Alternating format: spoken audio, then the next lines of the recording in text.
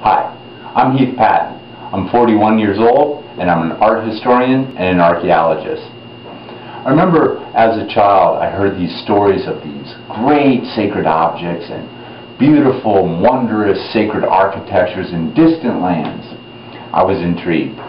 As I got older, I learned that archaeologists often seek out these objects or excavate these sites.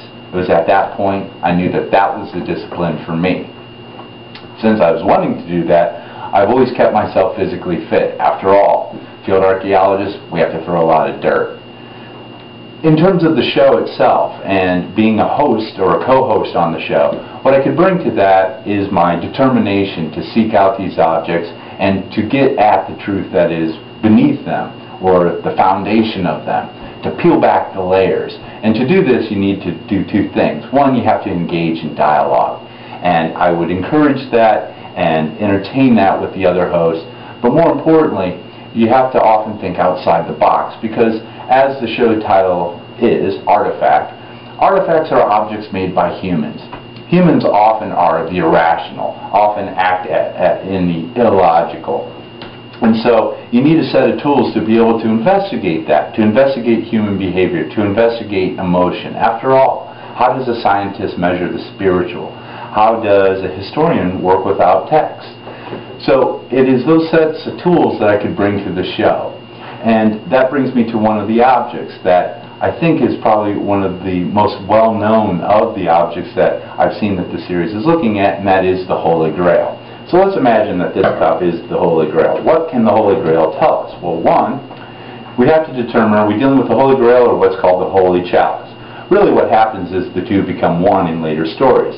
The Holy Grail is the cup that Joseph of Arimathea used to catch the blood of Christ. Holy Chalice is the cup that Christ had at the Last Supper. Either way, what this all suggests is that what we're dealing with here is an object that is part of a long tradition of magic vessels. And when we look at the story of Joseph of Arimathea as it appears in the 12th century in French literature in terms of the poems and the such of Robert de Baron, we can see that Joseph of Arimathea brought it to England. And then, from there, other stories, it gets to Scotland, possibly, and from Glastonbury to Rosslyn Chapel and the St. Clair family. But what's most important is that the tradition that was in the British Isles is the Celtic tradition, and the Celtic tradition has a wonderful legends of magic cauldrons. What's interesting is that those cauldrons are often associated with male or female divinities. If it's a male divinity, you have it being associated with war and armies. If it's a female divinity, you have it being associated with feasts and enlightenment. When we look at the cup of Christ, it seems to combine the two. That is, the masculine and the feminine. So this theory, is in part made popular through kind of an indirect means, the Dan Brown novel.